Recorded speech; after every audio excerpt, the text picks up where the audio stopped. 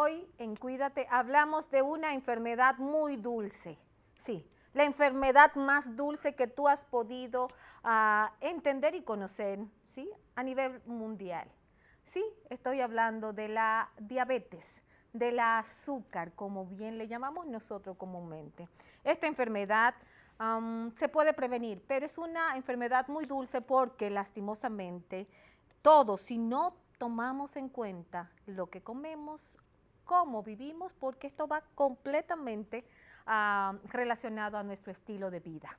Hoy en Cuídate, la diabetes es una enfermedad crónica, escucha esto, más frecuente en el mundo y en República Dominicana también.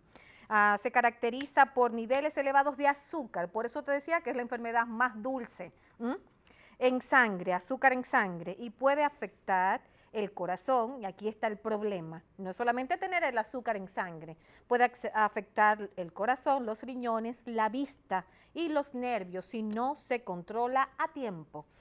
Existen varios tipos de diabetes, está la diabetes tipo 1, diabetes tipo 2, que es la más común, ¿verdad?, por el tema del tipo de estilo de vida, lo que comemos, pero también está la diabetes gestacional. Yo tuve que hacerme muchísimas cosas, pero hoy no te voy a hablar tanto de todo lo que yo tuve que hacerme, pero sí me tuve que hacer la glucosa, la glicemia, ay Dios mío, hay un examen específico que te ponen a consumir un líquido, ¿sí? Cuando estás embarazada. A mí me lo hicieron en mis 3 embarazos, porque mi primer embarazo de Joel David fue un embarazo muy grande, ese bebé nació de 10 libras, entonces para prevenir cualquier proceso de diabetes gestacional, es decir, diabetes mientras estás encinta, tenían que hacer esos controles conmigo. Si tú eres madre y estás encinta, tienes que tener cuidado con esto. Esposo, caballero, si tu esposa está subiendo mucho de peso y está encinta, tienes que acompañarla para que hagan un cuidado exhaustivo sobre la diabetes gestacional. Es muy complicado y trae lastimosamente incluso a problemas hasta el bebé que pueda nacer. Entonces, hablamos de noticias. Vamos a ver, el aumento de casos de diabetes a nivel mundial está marcando un cambio importante, te cuento, en la forma en que se aborda esta enfermedad. Una publicación específicamente ahora reciente, el 22 de abril del 2026, advierte que el crecimiento sostenido del diagnóstico se ha convertido en un desafío, escucha bien, en un desafío significativo para los sistemas de salud, obligando a replantearse, sí, a replantear, a buscar alternativas para nuevas estrategias, tanto en la detección como en el tratamiento. Especialistas destacan que uno de los principales problemas es que muchas personas, así es, muchas personas viven con diabetes sin saberlo, lo que ha impulsado un mayor énfasis en el diagnóstico temprano. Actualmente se promueve la realización de pruebas, incluso antes, así es, antes de la aparición de síntomas, con el objetivo de intervenir a tiempo y evitar complicaciones a largo plazo. Además, el enfoque médico ha evolucionado, sí, porque han evaluado y ha evolucionado, ya que no se centra únicamente en controlar los niveles de azúcar en sangre, sino en un manejo integral del paciente. Esto incluye aspectos como el peso corporal, ahí vamos con lo que comemos, la alimentación, la actividad física, tienes que mover tu cuerpo, y la salud mental, ¿cómo te sientes? ¿Qué está pasando por esa cabecita? ¿Está sobrepensando tanto algo que hiciste o que quieres hacer? Recomiendo, y es mi recomendación personal, reconoce los cambios en tu cuerpo, ¿verdad? Esta condición es muy compleja, requiere, y aquí va la exhortación, requiere, por eso tienes que aprender a cuidarte. Cuidarte es un acto de amor propio. Te lo dije desde que iniciamos este programa, pero me he encargado, creo que sí, ¿verdad?, de recordártelo cada día. Tienes que aprender a cuidarte. Si tienes un familiar que está encinta, pregúntale, ¿te han hecho los controles del azúcar en sangre, de la diabetes, la glucosa, la basal?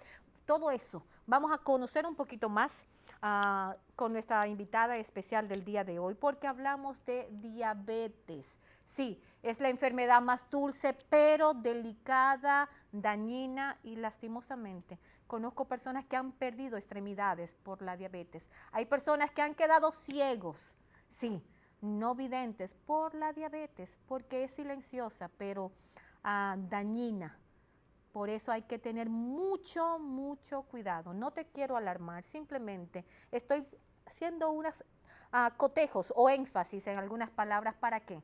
Para que tengas cuidado, porque aquí va lo importante. En la prevención está la clave y todo va relacionado con nuestra alimentación y la ingesta que hacemos.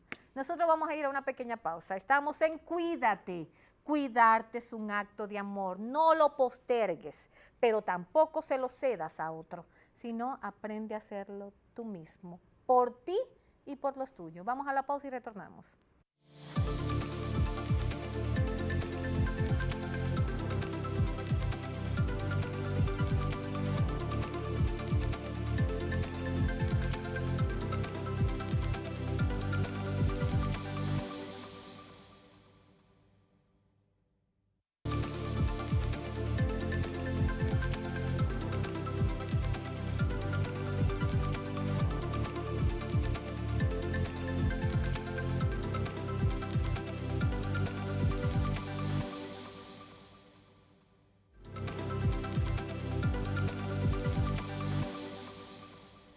Ciertamente, hay mitos que nos han enseñado con esto de esta enfermedad silente, que es la más dulce, pero no es nada que ver con dulzura, sino más bien dañina y que te puede, como mencionaba hace un ratito, dañar órganos vitales, ¿sí? Hay personas que lastimosamente han perdido sus extremidades, sí, inferiores.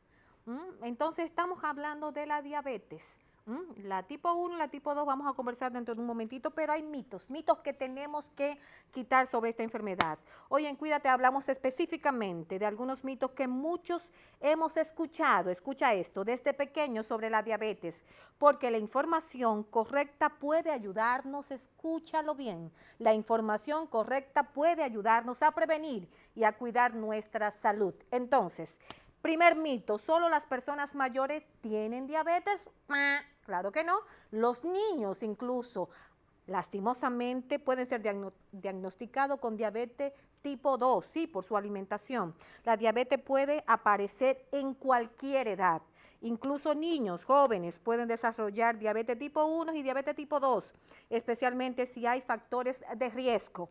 Próximo mito, comer azúcar causa diabetes. De hecho, yo estaba hablando de eso hace un ratito, ¿verdad? Bueno, la realidad no. El azúcar, y me encanta, bueno, a mí me encanta comer un poquito de azúcar, tengo que decirlo, a veces paso y como ese poquito de azúcar, del azúcar crema, porque sabe un poquito a caña. Pero bueno, no es solo azúcar, influye el sedentarismo, el sobrepeso, la genética, sí, tus padres y los hábitos. Aquí vamos con lo mismo, los hábitos, los excesos de azúcar, y es el aumento del riesgo, ¿verdad? Pero no es la única causa. Mito número 4, ¿verdad? Vamos a escuchar aquí, bueno, las personas con diabetes no pueden comer frutas. No, sí pueden comer fruta, claro que sí, pero es en porciones adecuadas. Por ejemplo, la fruta como el mango, que es muy alto en azúcar, consumir un poquito de mango. A mí me encanta el mango, pero lo recuerdo por mi madre. Mi madre tenía diabetes tipo 2 por su obesidad. ¿Qué pasa? Comía mango, sí, pero no todo un mango completo, sino pequeñas porciones de mango. ¿Podía comer lechosa? Claro que sí, muy bueno para la salud, para la digestión, pero como es muy alto en azúcar, es poder comer menos cantidad. La remolacha también, ¿verdad? Las zanahorias son frutas y vegetales que tienen un alto nivel en azúcar, ¿verdad? Que puedes consumirlo, pero con moderación. ¿Para qué? Para que no puedas, para que no te eleve el nivel de azúcar en sangre. Mito 6, solo las personas con sobrepeso tienen diabetes. No. También personas muy delgadas, de hecho conozco una persona, amigo de mi esposo, que vive en Mao, que le diagnosticaron diabetes hace muchos años ya, pero una diabetes tipo 2 y yo diría que un poquito agresiva. ¿Sabes por qué? Porque esta persona tiene que colocarse insulina todos los días. Entonces, él y su hija incluso fueron diagnosticados con diabetes y todos los días tienen que colocarse insulina. Entonces, la realidad, aunque el riesgo es mayor, personas delgadas también pueden desarrollarla, especialmente si hay antecedentes familiares. Mencioné esto, el amigo de mi esposo, su hija también, ambos sufren de diabetes tipo 2 sin tener sobrepeso. Aquí, evidentemente, hay un factor genético que hace esto. Entonces, ¿qué tienes que hacer? Si la alimentación, si lo que consumes te hace que pueda elevar tu nivel de diabetes, de tu glucosa en sangre, entonces hay algo que tú puedes hacer. Claro está, hacer cambios en tu dieta. Y por eso vamos a hablar en este momento de 7 recomendaciones que te lo dije al inicio de la semana, pero hoy me voy a encargar nuevamente de recordártelas. ¿Por qué? Porque hay cosas que ciertamente tú puedes hacer. Caminar, ya lo hemos dicho, pero bueno, comer fibra, sí, para que esos intestinos puedan trabajar de manera saludable. El día 2, hidratarte correctamente, consumir agua. Sí, el agua, todos los especialistas que se han sentado acá conmigo siempre mencionan lo mismo, la alimentación. Hacer ejercicios, sí, en el día 3 tienes que mover tu cuerpo. ¿Te gusta bailar? Pues entonces vamos a bailar un poquito de merengue. A mí me gusta el merengue, de hecho. Entonces, ¿te gusta la salsa? Baila salsa. No tienes que ir a un centro de zumba o a un gimnasio. Puedes hacerlo en la comodidad de tu hogar, alrededor de tu casa. Que no puedes salir porque está lloviendo. Si vives en un edificio, sube y baja las escaleras. Yo lo he hecho eso. Sube y baja las escaleras 3 veces. Lo importante es que muevas tu cuerpo. Al final tu cuerpo te lo va a agradecer y tú te vas a sentir muy bien, como yo me siento. Mira, yo me veo flaca. Ustedes han sido conmigo en este recorrido, ¿verdad? De recuperar mi peso. Es importante, yo lo he dicho de forma jocosa, ¿verdad? Pero ha sido un proceso largo para mí.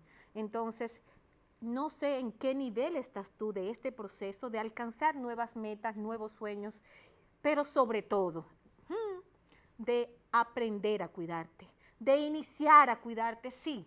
¿Por qué? Porque si haces estos cambios en tu rutina diaria, tus intestinos te lo van a agradecer, tu vida te la va a agradecer. Entonces, ahí está el agua, ¿verdad? El día 5, menos procesados, ya hemos hablado de los productos cárnicos, ¿verdad? Que debemos, fue una recomendación de un especialista, de eliminarlos o simplemente consumir 100 gramos una vez a la semana. Sí, los productos cárnicos, ese salami que te encanta, esos embutidos que te encantan.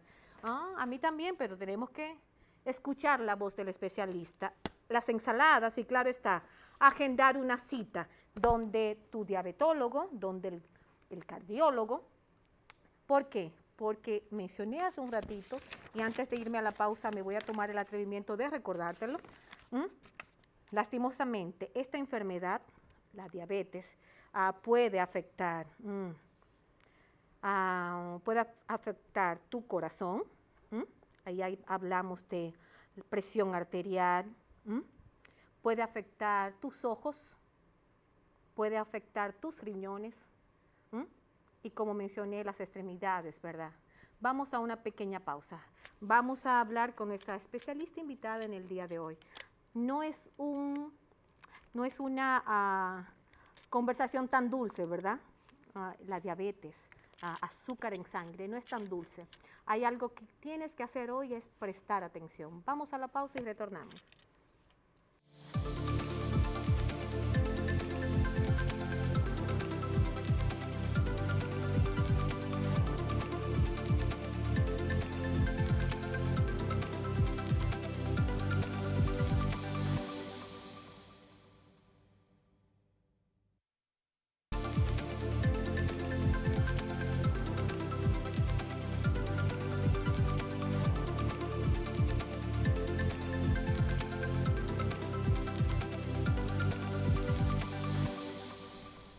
Hoy hablamos de una enfermedad que no es tan dulce, ¿verdad?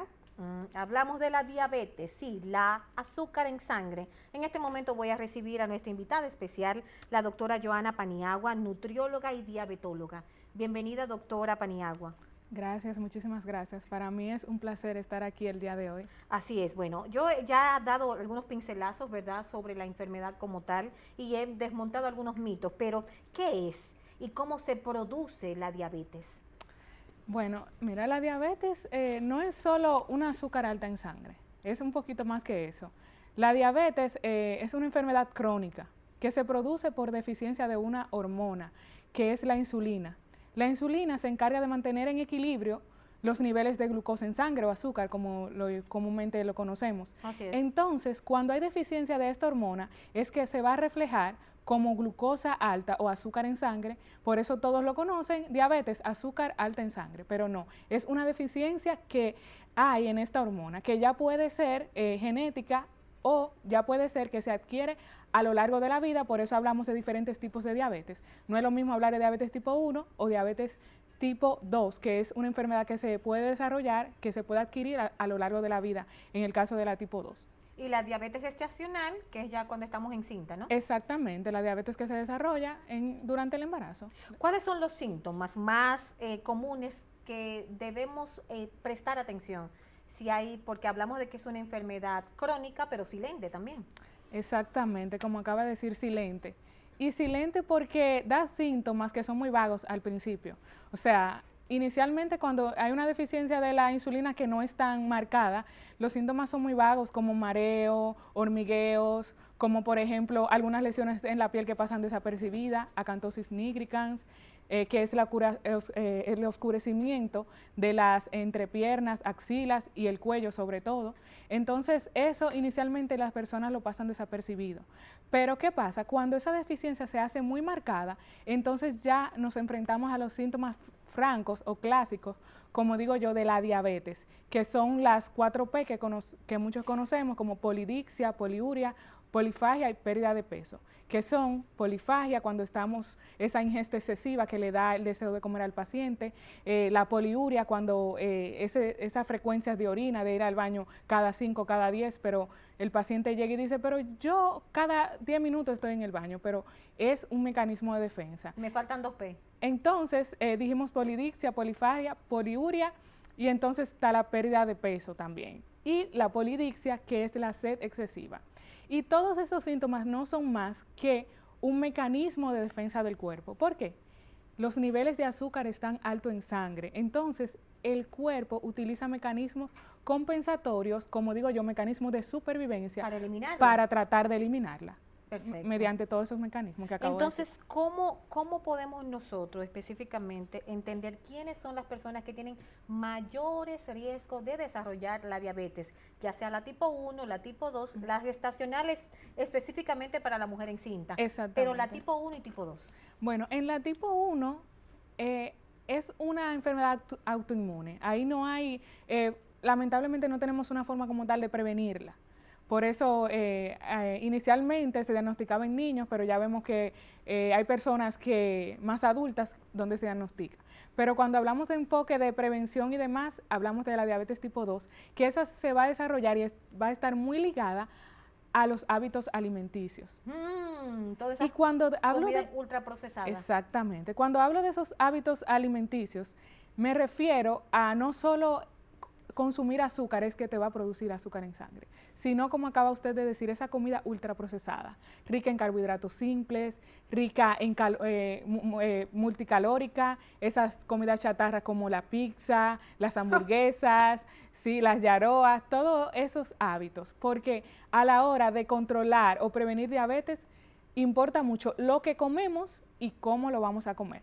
Lo que comemos y cómo lo vamos a comer y qué hacemos también con nuestro cuerpo. Exactamente. Ok, lastimosamente tenemos que decirlo, todos comemos todo lo que usted acaba de decir, todos lo comemos, pero nosotros podemos, porque es un estilo de vida, si lo consumimos, ¿qué podemos hacer y qué rol? ¿Qué rol viene a jugar el ejercicio para poder compensar o traer, más bien, traer un poquito de esperanza para no caer en la diabetes tipo 2? Qué bueno que toque el tema del ejercicio, porque el ejercicio es una herramienta fundamental. Yo le digo a los pacientes, el ejercicio debe ser tu mejor aliado, debe ser tu amigo, porque el ejercicio me permite usar más calorías, más azúcar en sangre sin necesidad de utilizar insulina. Entonces, esto me va a permitir llegar a un equilibrio del azúcar sin necesidad de recurrir a la insulina. O sea que si no usamos insulina, entonces vamos a mitigar ese déficit que se produce en la diabetes. Lo que quiere decir es que cuando tú haces ejercicio, tú vas a quemar el azúcar. A quemar el azúcar. A quemar el azúcar. Entonces, por eso es tan vital. Es tan vital. Es tan vital. Y yo quiero que tú lo entiendas. Yo te lo he mencionado, oye, baila, brinca, salta, pero tienes que hacer algo. Muévete. Mueve tu cuerpo. Muévete. Porque si no te mueves, no hagas como yo, que mis hijos me decían, mami, pero párate a buscar el control, párate a buscar el vaso de agua. Así no. ¿Entiendes? Entonces, no, yo lo estoy diciendo relajando porque fue algo que viví. Sí. Pero hay muchas personas, muchas damas y caballeros también en sus casas. ¿Qué pasa eso? Que están sentados ahí frente al televisor y hay que llevarle todo. Solamente el pararte, pararte, de hecho, los relojes te lo dicen, es tiempo de pararte, es tiempo de pararte, pararte. Solamente compararte varias veces vas a tener los efectos beneficiosos, doctora. Incluso los pacientes cuando están descompensados, les recomendamos que luego de las ingestas hagan caminatas. No ejercicio como tal, pero caminatas, moverme de un edificio a otro si estoy en el trabajo, dar una vuelta en la casa. No se queden sentados, no se acuesten. O sea, de que una siesta después del almuerzo, eso es nefasto, eso es lo peor que podríamos hacer. Mantenernos lo más activo posible luego de las comidas, eso se lo recomendamos a los pacientes. Caminar 10 minutos. Sí. 10 minutos es suficiente, ¿verdad, doctora? Por lo menos de 15 a 20 minutos, que mantengámonos activos después de la ingesta. Eso favorece que ese azúcar se queme, como usted acaba de decir, para que nos entiendan, y entonces los niveles se estabilicen más rápido. Sin tener que aplicar insulina a tu cuerpo. Exactamente. Entonces, ¿cuándo debemos, y esto es muy importante, cuándo debemos asistir? Porque acabamos de decir que es silente, pero ¿por qué yo voy a hacerme un análisis de azúcar, por ejemplo, de diabetes? ¿Por qué? Entonces, ahí es la pregunta, doctora, ¿cuándo debemos asistir a hacernos un control para saber cómo está nuestro azúcar en sangre? Mira, ahí hay un dato muy importante. Mira, la Sociedad Americana de Diabetes, la ADA, recomienda iniciar tamizaje a partir de los 35 años de edad. Ya. Pero a personas que tienen bajo riesgo. Pero ¿qué pasa? Nuestra población, la que vivimos, ¿cómo es la dieta? Una población sedentaria. Entonces las recomendaciones van más allá de que debemos individualizar los pacientes. Los pacientes deben hacerse tamizaje de diabetes, aquellos que tengan alto riesgo, aquellos que son hijos de una madre o un padre diabético, un familiar cercano, un hermano, obesos, hipertensos, gente que tiene el colesterol alto, hijo de madre diabética, sedentarios, o sea, esa gente que no hace ejercicio, la gente que la dieta es calórica, carbohidratos simples, mucho pan, mucho arroz, muchas harinas. Entonces, si tú te fijas lo que estamos nombrando, ahí entra toda la población. Claro. Toda la población. Así es. Casi todos tenemos algún familiar diabético. Tenemos que hacernos ese examen de la glucosa en sangre. Exactamente. Específicamente, personas que no tienen antecedentes, para recapitular, 35 años, hay que hacerse ese exactamente, a partir de los 35. Tamizaje, pero el que ya tiene una condición de familia, pues tiene que hacerlo antes. Antes, tiene que hacerlo antes, Hablamos a partir de los 30. Diabetes tipo 2 en niños. Estamos hablando de que son pequeñitos y ya lastimosamente están Lastimosamente. Y hablando en la parte pediátrica, también hay una recomendación, es que a partir de los 10 años se hagan tamizaje a esos niños.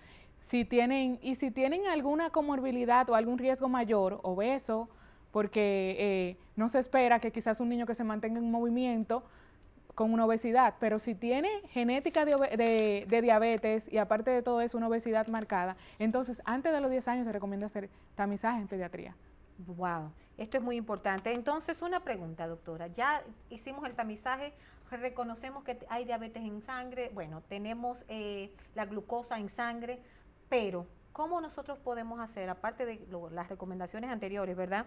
Pero para controlar y que esta diabetes no se lleve algún tipo de órganos de nosotros, es decir, no comprometa el funcionamiento de nuestros riñones, de nuestro corazón, ¿cómo lo hacemos? Mira, hay algo importante que los pacientes no quieren asumir su condición, y es que si ya fuiste diagnosticado con diabetes, tú tienes que saber que ahora tengo que vivir de forma consciente y cuidarme en función a eso. Entonces, no puedes ser diagnosticado con diabetes y seguir el mismo estilo de vida, la misma dieta, el sedentarismo. Entonces, una persona ya con diabetes tiene que recibir educación nutricional enfocada a control de diabetes. Una persona diabética tiene que hacer del ejercicio su mejor aliado. Y ya en este punto, no solo una simple caminata, si quiero mantenerme el control y vivir una vida sana, como si no tuviera diabetes. En este punto ya debo incorporar el ejercicio como una pauta de frecuencia de estilo de vida, o sea, una actividad programada con tiempo y frecuencia. Y también ese ejercicio debe ser un ejercicio combinado, ejercicio aeróbico y ejercicio de fuerza. Porque cuando hago ejercicio de fuerza, estoy trabajando masa muscular y sobre todo la masa muscular es la que me va a dar ese beneficio de que mi cuerpo, por decirlo así, queme grasa sin utilizar insulina. Así es. Yo hablaba, por ejemplo, para comprometer nuestros órganos, el corazón, los riñones, la vista. Lastimosamente ya personas que tienen el diagnóstico de diabetes tipo 2 le han imputado sus extremidades inferiores. ¿Por qué pasa esto? ¿Es un descuido? ¿Qué es lo que pasa? Porque es muy frecuente en nuestro país. Es muy frecuente. Lamentablemente nuestros pacientes llegan tarde. Llegan tarde en el diagnóstico, llegan tarde al seguimiento, llegan tarde en el proceso y muchas veces pacientes diagnosticados ya cuando tienen una complicación de la diabetes como tal. Y ahí es que son diagnosticados con diabetes. Entonces, una diabetes mal controlada es la que nos lleva a esas complicaciones. Ceguera por retinopatía, daño renal por nefropatía diabética, aumenta el riesgo de infarto al miocardio, eventos vasculocerebrales. O sea, la diabetes es un enemigo silente que daña a todos los niveles.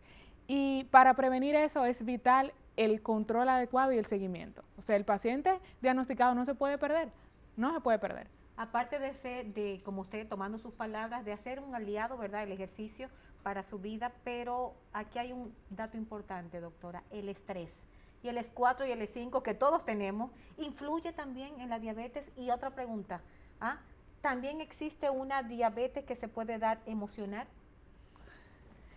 El estrés realmente es un factor que influye sobre la diabetes. ¿Por qué? Porque el estrés crónico permite que se liberen sustancias en nuestro organismo, hormonas como la adrenalina, noradrenalina y el cortisol, que hacen que nuestro cuerpo produzca azúcar o glucosa a nivel hepático. Entonces esto no permite el control.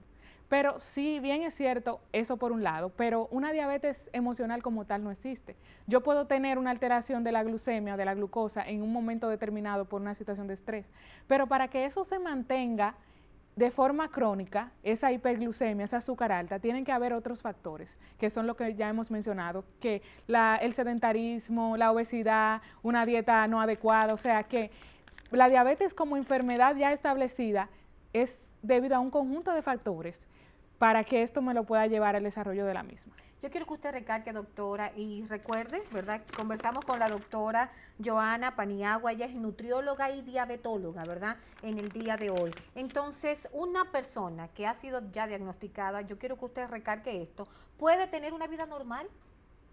Por supuesto que sí, por supuesto que sí. Una persona diagnosticada con diabetes puede hacer su vida normal. Lo que tiene que hacer es, primero, estar consciente de su condición. Conozco qué tengo, conocer qué tengo. Dice por ahí una escritora muy famosa que comprender es aliviar. Entonces, si yo comprendo lo que tengo, ya puedo entonces capacitarme con las herramientas para saber cómo sobrellevarlo. Entonces, una vez comprendida la condición, ese paciente debe recibir educación nutricional, como dijimos anteriormente, para alimentarse, pero conscientemente, con un objetivo. ¿Con el objetivo de qué? De mantenerme sano, de mantenerme equilibrado, de mantenerme el control. Y otra pauta que ya hemos mencionado muchísimas veces es el ejercicio. O sea, debe tener cambios en el estilo de vida sí o sí para que pueda vivir una vida equilibrada con diabetes, para que pueda vivir una vida normal. Una vida normal. Yo mencionaba 3 frutas, ¿verdad? Y vegetales también, que son altos en azúcares, como por ejemplo el mango, también la zanahoria, hablaba también de el mango, la zanahoria y Dios mío. Las uvas, por ejemplo. Las uvas son también con mucho azúcar, pero ¿cómo podemos, la papaya, la lechosa, la lechosa. ¿cómo podemos nosotros incluirla en nuestra dieta porque son importantes, pero tienen mucha cantidad de azúcar. Entonces, como yo mencionaba que a mi mamá, que era diabetes, ya partió con el Señor, sí podía consumirla, ¿verdad? La remolacha también, sí, que también es muy alta en azúcar. Entonces, ¿cómo podemos consumirla y qué cantidades apropiadas podrían ser? Qué bueno que toque el tema de, sobre todo de las frutas, que es un pan de día a día en consulta, que los pacientes llegan y dicen, doctora, pero ya no va a comer más fruta, que me quitaron el jugo. El control de la diabetes a nivel de la alimentación no está centrado en prohibiciones, sino está centrado en enseñar y educar al paciente de cómo voy a consumir esos alimentos. En el contexto de las frutas, se recomienda que las frutas sean consumidas de forma equilibrada y que no sean consumidas, por ejemplo, en ayuna. Un plato de fruta no puede ser un desayuno de un paciente, ni de un diabético ni de un no diabético, de hecho. ¿Por qué? Porque las frutas son ricas en fructosa, es el azúcar de la fruta, un azúcar simple. Y esta azúcar, una vez ingerida, esta fruta una vez ingerida, eleva la glucosa de forma descontrolada. Es por eso que si tenemos enfrente un paciente diabético que le da hipoglicemia, ¿qué le damos? Una fruta o un jugo. O si hemos pasado, no soy diabético, pero he pasado el día entero sin comer y ya tengo ese mareíto del hambre, como dicen.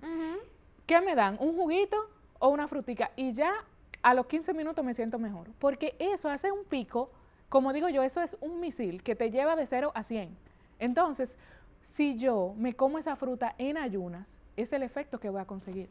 Entonces, las frutas se recomiendan ser consumidas como una merienda, en cantidades equilibradas. Por ejemplo, las frutas que son enteras, como por ejemplo el guineo, la manzana, el mango, la mandarina, se recomienda una porción. La porción es una sola fruta. Pero si esa manzana es muy grande, es la mitad de la manzana. Yo me puedo comer 2 porciones al día, media mañana, media tarde, no consumirla tampoco muy de noche. Y si es fruta de las que son enteras, tipo piña, tipo lechosa, el melón y demás, entonces vamos a consumir una taza. Pero, ¿qué pasa? Aparte de todo, la fruta no la voy a mezclar. Voy a elegir una sola especie. No voy a consumir un plato de fruta como los que nos venden en la calle. Guineo, piña, lechosa y aparte le pongo miel. Un misil. Un misil.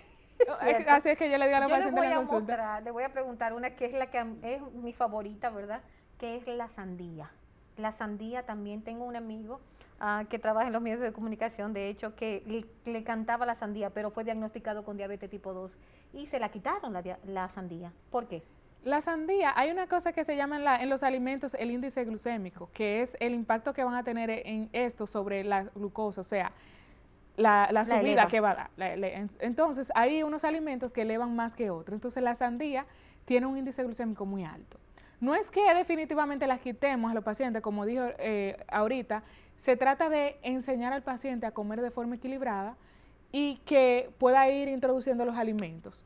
Entonces, esa sandía no es quitarla, es enseñarle la porción que va a consumir. Ahora, si el paciente está descontrolado, que tiene unos días que llegó a la consulta con la glicemia alta, sí, vamos a controlar ciertos alimentos para ese momento. Pero luego con un paciente en control, puede consumir su sandía con las pautas específicas.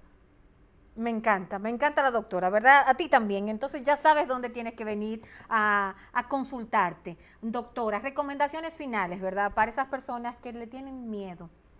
Pero el conocimiento es un poder que tienes a tu favor. Cuando conoces lo que pasa en tu cuerpo, puedes accionar de manera oportuna, y prevenir es mejor que lamentar, ¿cierto? Entonces, recomendaciones finales para todos los televidentes. Bueno, en las recomendaciones finales, decirles que tienes riesgo de diabetes o eres diagnosticado con diabetes, no tienes por qué temer. No tienes por qué temer, solo hay que ser consciente de la condición a la que te enfrentas y debido a esto, entonces, acudir al profesional capacitado, en este caso el diabetólogo. La diabetes no es una enfermedad que se cura con un té, con una hierba, porque no es una gripe. Es una enfermedad crónica y para su tratamiento requiere un control hormonal y metabólico que me lleve a cambiar la respuesta de cómo mi cuerpo reacciona a los alimentos. Y eso se logra con el acompañamiento adecuado de un profesional capacitado, en este caso el diabetólogo. Me encanta. ¿Dónde le contactamos, doctora? ¿Redes sociales, teléfono consultorio? ¿Dónde le contactamos? Me pueden conseguir en Instagram, me encuentran como doctora Joanna Paniagua y también me pueden conseguir en consulta en el Centro Médico Osler, ahí estoy los martes y los jueves Y para cita pueden llamar al 829-629-4329. 829 619, perdón, 4329. 43. 29. Doctora, no le pregunté, y yo quiero que usted, porque mencioné hace un momentito, de la diabetes gestacional, ¿verdad? Recomendaciones para esa mujer que está encinta, rapidito, porque sé que le dije que le íbamos a hablar, ¿verdad? Si estás encinta, ¿qué tiene que tener cuidado? A mí me hicieron ese examen, ¿cómo se llama? Basal. Le hicieron la curva, o La la PTOG. curva, ajá. ¿Cómo se llama esa?